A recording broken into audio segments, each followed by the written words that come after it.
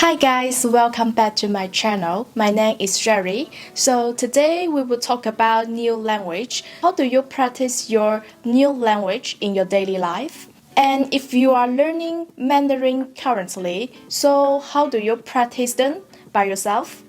Today I'm going to show you 3 ways that help you to speak quickly in your Mandarin speaking. So let's get started. The first one is improving your third tone. When it's your first time to learn your third tone, so you know the third tone will be combined with 2 beats together, right?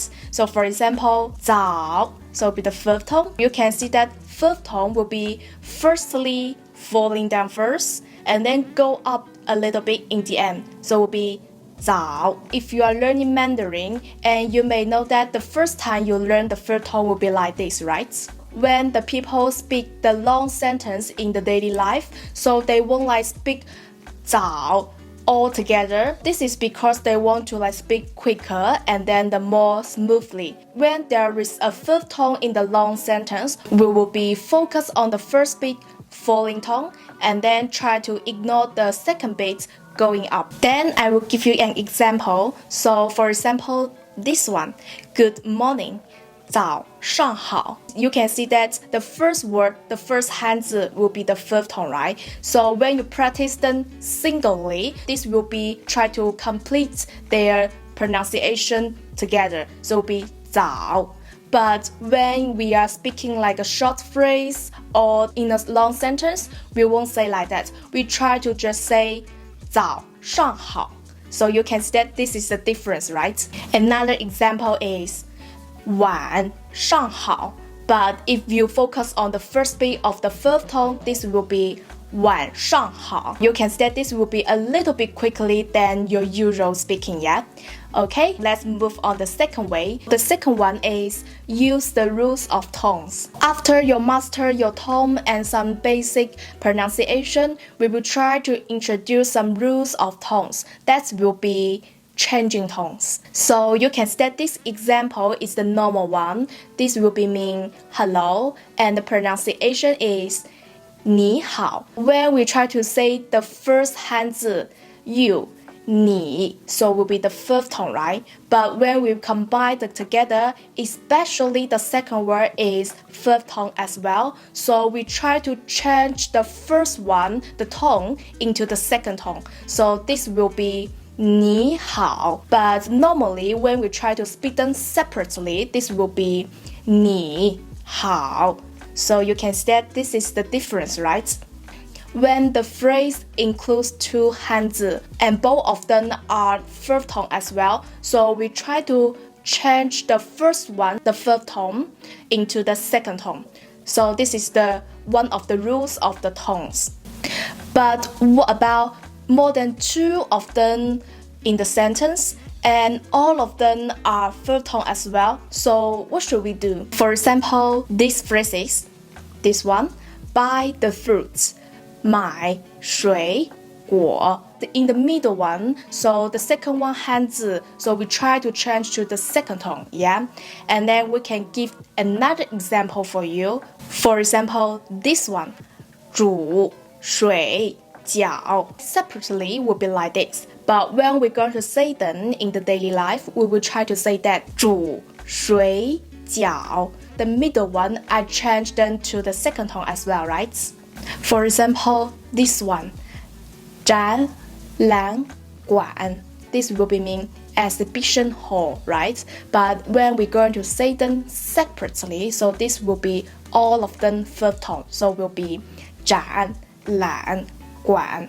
The previous examples, I will try to change the middle one into the second tone. But now this example, I will try to change the first one to the second tone.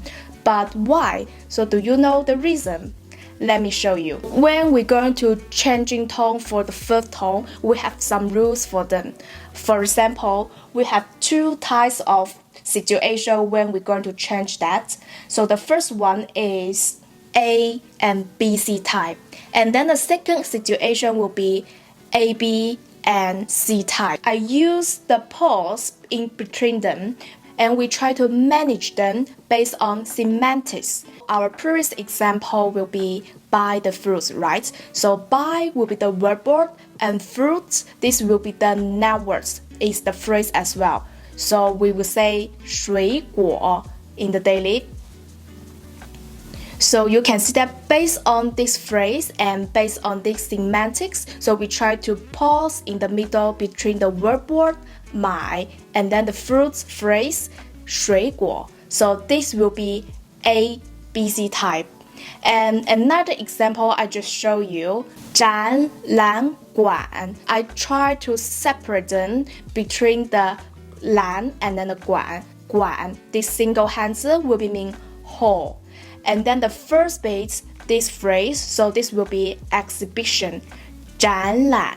So you can see that when I'm going to try them combine together, so I will try to change the first hanzi, the first tone, into the second tone, and then the middle one, I will try to make the falling tone slightly and not very focused, and then try to finish the whole phrase together. So it will be 展览馆.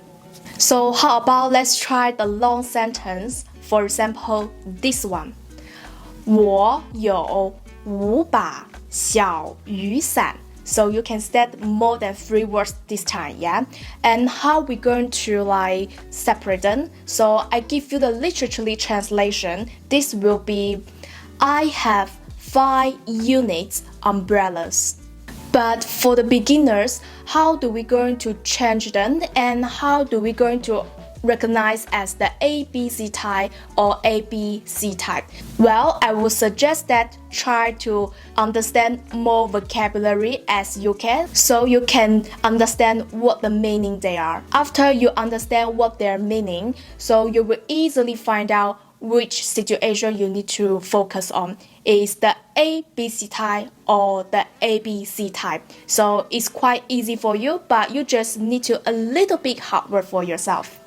Okay, so let's move on the third way. So the number 3 is tongue twister. In our new language learning, we have lots of pronunciation, or you may say that in your native language, you don't have this pronunciation type, yeah? So that's the reason why we need to practice a lot.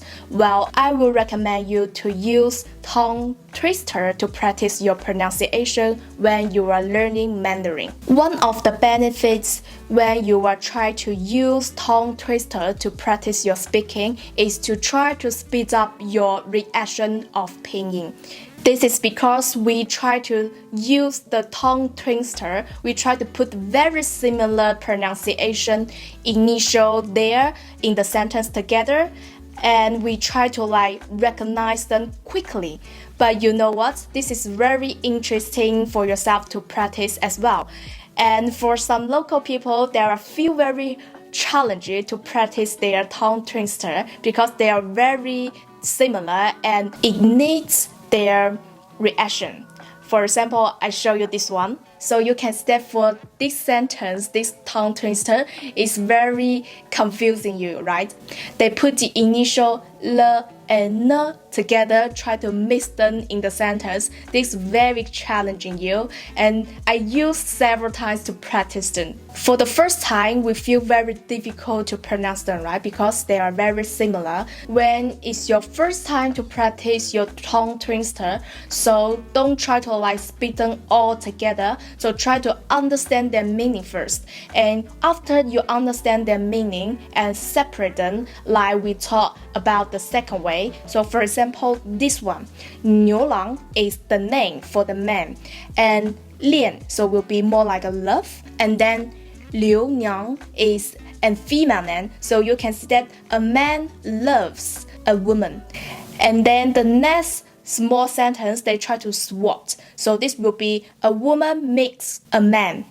And then the next sentence, this will be a man loves the woman every year. And then the woman makes the man every year. So you can see that they will have the different meaning between them, but when they put together in Mandarin, it's very similar pronunciation. So let's try another time. 牛郎恋刘娘，刘娘念牛郎，牛郎年年恋刘娘，刘娘年年念牛郎。